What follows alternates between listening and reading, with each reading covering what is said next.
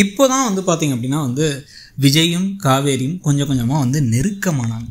அவங்களுக்குள்ளே வந்து ஒரு காதல் லைட்டாக மலர ஆரம்பிச்சிச்சு. 2 பேரும் ஒருத்தர் விட்டு கொடுக்காமல் இருந்தாங்க. பாசம் அதிகமாச்சு, புரிஞ்சுக்கிறதுக்கு அதிகமாச்சு. ஏன்னா வந்து ஒரு எவ்வளோ பெரிய உறவாக இருந்தாலும் அந்த உறவுடைய அடிப்படை புரிதல் அப்படிங்கிறது தான்.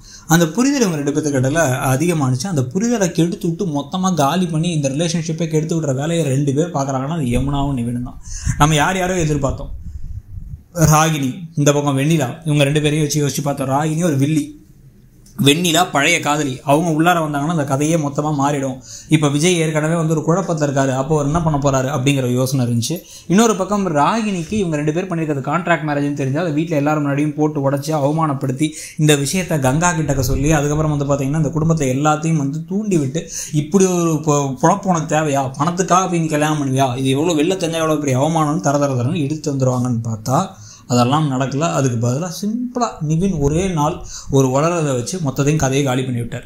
அவருடைய காதலையை கெடுத்து விட்டு போய் நீங்கள் 2 பேரும் ஒன்று சேர்ந்து லவ்வாக பண்ணிருக்கீங்க. ரொமான்ஸ் காட்சி கேட்குது அவங்களுக்கு. கொடைக்கானல் ரொமான்ஸு, அப்புறம் வந்து கிளம்பி இந்த மெகா சங்கமம் போட்டு ரொமான்ஸ்ன்னு சொல்லிட்டு பண்ணிருக்கீங்களா, மொத்தமாக முடிச்சு விட்றாங்கிற மாதிரி யமுனாவோட பரீட்சைக்கு முந்தின நாளில் வச்சு யமுனாவுக்கு வந்து உண்மையை சொல்லி அது கிட்டத்தட்ட என்ன சொல்லிட்டாருன்னா மனசில் என் மனத்தில் இருக்கிறதெல்லாம் காவேரி தான் அப்படின்னு சொல்லியாச்சு.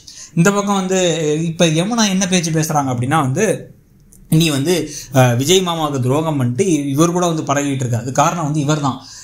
நிவின் உங்ககிட்ட திருப்பி வந்து பேசுறதுனால நீ மனசு சஞ்சலப்பட்டு அவர் கூட வந்து உன் மனசை வந்து பறி கொடுத்து திருப்பி கேவலமான பல காரியங்களை செஞ்சு ஒரு துரோகம் பண்ணி கள்ள உறவுல இருக்க நீ அப்படின்னு சொந்த அக்காவை பற்றி பேசிக்கிட்டு இருக்காங்க. கடைசியில் இந்த எல்லா கோபமும் வருத்தமும் இதனால் யாரால் வந்துச்சு அப்படின்னு இவங்க யோசிச்சாங்க அப்படின்னா வந்து இவங்க 2 பேர்த்தையும் விட்டுருவாங்கன்னு நினைக்கிறேன். இவங்க 2 பேரும் வந்து சூழ்நிலை கைதிகளாட்டம் இப்படி தேவையில்லாமல் வந்து உளறிட்டாங்களே தவிர ஆக்சுவலாக தப்பு பண்ணது வந்து விஜய் தான் அப்படிங்கிற இடத்துக்கு வரப்போகிறாங்க காவேரி. இந்த பார், தேவையில்லாத வேலை. நம்ம 2 பேருக்குள்ள கான்ட்ராக்ட் இருக்குன்னா ரொம்ப நிறுவனத்துக்குள்ள இருக்க விஷயம், அதை எதுக்கு சம்மந்தமே இல்லாமல் போய் வந்து அவங்கள்ட்ட சொன்னீங்க அப்படிங்கிறதுனால அவங்க கொந்தரிச்சு இப்போ அவங்க வேகமாக கிளம்பி போய் விஜய்கிட்டே வந்து இந்த உங்கள் வாயை வச்சு சும்மாவே இருக்க மாட்டிங்களா, நான் இந்த கான்ட்ராக்டுக்கு உண்மையாக தானே இருந்தேன், இந்த அக்ரிமெண்ட்டுக்கு உண்மையாக தானே இருந்தேன், நீங்கள் மட்டும் ஏன் இப்படி சொன்னீங்க, சொன்னதுனால இப்போ என் தங்கச்சி வந்து நான் ஏதோ உறவில் இருக்கேன்னு நினச்சிட்டு இருக்கா, நிவின் என்னன்னா எனக்கு வெயிட் பண்ணுறேன் வா வாங்குறான், நான் அப்போ போயிடவா அப்படியே நிவின் கூடவே போயிடவா, நீங்கள் சொல்லுங்கள் நான் நிவின் கூட போயிடவா அப்படின்னு மட்டும் சொல்லுங்கள் அப்படின்னு கேட்கும் பொழுதாச்சு ஒழுங்காக விஜய் இந்த பாருமா அதெல்லாம் அப்போ சொன்னது, அப்போ எனக்கு உன் மேலே வந்து காதல் இல்லை, உண்மையிலே ஒரு கரிசனம் மட்டும்தான் இருந்துச்சு, ஒரு கன்சர்ன் இருந்துச்சு, அவ்வளோதான்.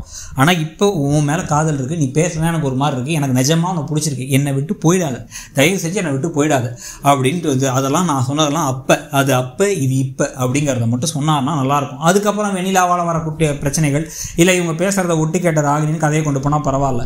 யமுனா நிவினை வச்சு திருப்பி அவங்க 2 பேரையும் காமிச்சாலே நம்ம கொஞ்சம் கடுப்படிக்கிற மாதிரி தான் இருக்குது சீரியலே. ஸோ உங்களுக்கு என்ன தோணுதுங்கிறத சொல்லுங்கள். தேங்க்யூ.